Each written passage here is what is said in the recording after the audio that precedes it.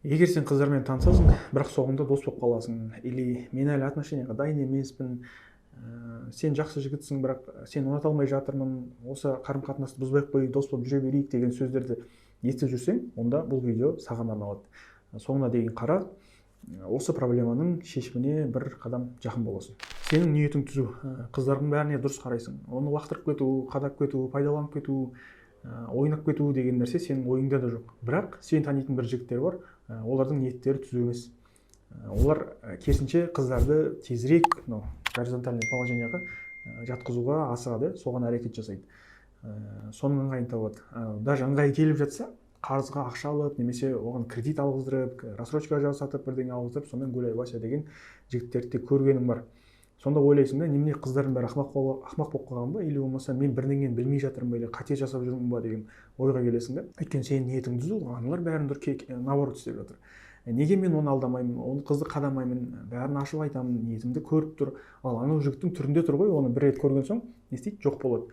Бірақ бәрібір қыздар соған қарайды. Орыстар айтады, ведется дейді да. Яғни соған алданады. Неге деген сұрақтар бар. Осы жерде түсініп алу керек нәрсе, ондай бұзықтау, наглылау, табиғатынан кішкене бір осындай бұзықтау жігіттерге, сен сияқты ақкөңіл жігітке қарағанда қыздарға доступ көп.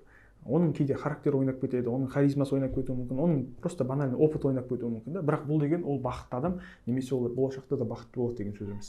Екіншіден, жігіттерге алданып, былайша айтқанда сенбек түгілі қарамайтын да қыздар бар ондай жігіттерге. Яғни ондай жігіттерге өздеріне сай жеңіл ойлы, алдануға, эмоцияға құмар қыздар ғана түсіп жатады, алданып жатады. Басы бар, өзінің тәрбиесі дұрыс, өзіне не керек екенін білетін четкий қыздар ондай жігіттерге қарамайды да, жауап бермейді да. Үшіншіден, вкус деген нәрсе бар. Біздің қоғамда, мысалға, Тәуекел Мүслим, Димаш Әділет сияқты бір красавчик жігіттер бар ғой, бәрі білетін. Бірақ олар да барлық қызға ұнай бермейді ғой. Барлық қыз оларды красавчик деп айта бермейді. Сондықтан саған даже Қазақстанның бір мисі, немесе бір әлемнің мисс мирасы болса да, саған ұнамай қалуы мүмкін да. Неге? Өйткені сенің ол вкусыңа сай келмейді ол қыз. Ол мисс мира болса да, ол бәріне ұнай береді деген сөз емес. Төртіншіден, сен тупо шаблонный әрекеттер жасау арқылы, немесе бір сондай сөздер айту арқылы қыздың алдында өтпей қаласың. Саған да бір асты үстіңе түсіп, бір қызылып, ол да бәріне дайын болып, бәрін айтқызбай істеп жүретін болса, сен гарантия беремін, бір-екі кездесуден кейін, сөйлесуден кейін, или расслабон ұстап, телефонын алмай, смс-іне кеш жауап беріп, жауап берген кезде жауап бермей қойып, мазаны ала бермеші дегендей бір құтыра бастайсың. Тура қыздар саған солай жасайды ғой. Демек, проблема тек сенде ғана емес. Егер қыздармен мүлдем вообще бір болмай жатса, проблема тек сенде ғана емес. Проблема сенде ғана, егер сен шаблонный қателіктерді жасап жүрген болсаң. Немесе қалай жасарын, айтарын білмей жүрсең. Проблема сенде, егер батылдау, наглылау болу керек жерде сондай бола алмай жатсаң. Егер сен қанша жерден батыл болып, тақылдап бәрін біліп тұрсаң да, бірақ қыздың вкусына, талғамына, жоғарыда айтқандай сай келмесең, сен өтпей қаласың. Сенің дұрыс ниетіңді, ақылыңды, потенциалыңды көре алмаған ақымақ жеңілтек қыздар киноға, сериалға тойып алған ғой, бір өзінше бір принцті күтіп жүреді, армандап жүреді да.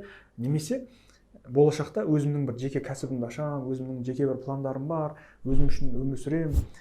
Осындай бір арманды көп қыздарға әсер ету, оларға үйлену өте қиын болады. Өйткені оның арманы саған қарағанда қызық та. Сен оның болашағында жоқсың. Саған шықса, ол армандаған болашақ, ол өмір жоқ болып кетуі мүмкін. Так что ол қыздардың таңдауы басқа. Соған әсер ете алмайсың. Енді не істейміз? Енді бізді бағаламайтын, арманы, талғамы, вкусы бөлек қыздарға біз уақыт құртпаймыз, ақшаға да құртпаймыз. Ол қыздармен бір-екі сөйлескеннен кейін-ақ саған деген отношениясын, қарым-қатынасын, көзқарасын білдіреді негізі қыздар. Енді сен бір тормоз болып, үміттеніп, бір созып, дұрыс әрекет жасай алмай, дұрыс сөз айта алмай жүріп алатын болсаң, қыздан жоғарыда айтқандай бір сөздерді естіп қалуы мүмкін. Енді ондай қыздың артынан жүгіріп, уақыт құртып керек жоқ, ұмыту керек. Ал егер қыз негізі қарсы емес саған, кездесуге шығады, телефон звондасаң көтереді, бірақ сен өзің қорқақтап, бір жақсы моментті, идеальный моментті күтіп жүрсең, онда қызға ренжудің керегі жоқ та. Сен дайындалып жүргенде, оны басқа жігіт сенің көз алдыңнан бір күн алып кетеді. Или қыздың просто тупо сенен көңілі қалады да, жүре бергеннен кейін тормоздайды да. Сол үшін бірінші қызды таңдап білу керек, тани білу керек деп айтайықшы. Екінші, сол қызға дұрыс басынан бастап дұрыс позицияда қарым-қатынас жасап бастау керек. Бірінші дос болып алайын, сосын кішкене қызды танып алайын, жүріп алайын, көріп алайын, сосын бар уақыт келген кезде деп уақыт созып жүрмей, ондай нәрселерді қателік жасамау үшін біздің тау адамнан өту керек.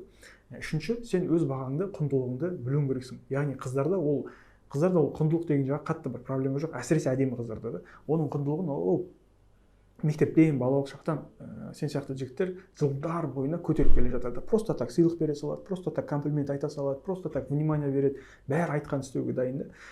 Демек қыздың құндылығы ол мынандай болып тұр да.